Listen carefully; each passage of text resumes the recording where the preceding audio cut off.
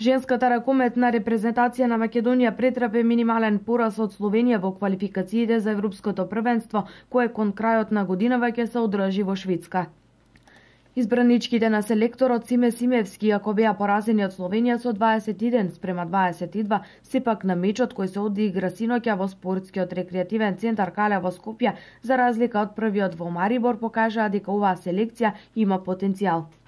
Во текот на целиот меч тие беа рамноправен, а на моменти и подобар противник од словенките, но немањето искуство на вакви надпревари си го стори своето, па можноста во последниот напад да стигнат барем до изравнување беше пропуштена. Во редовите на црвено-жолтите се истакна Матеја Серафимовска, која имаше 11 успешни одбрани, додека најефикасна беше Симона Стојановска со 5 гола, еден повеќе од Сара Ристовска и Јована Саздовска. Кај Словенија најефикасна беше Тамара Мавсар со 7 гола. Во вториот меч од квалификацијската група 4, одигран во Бар, Црна Гора, ја победи Хрватска со 31-29.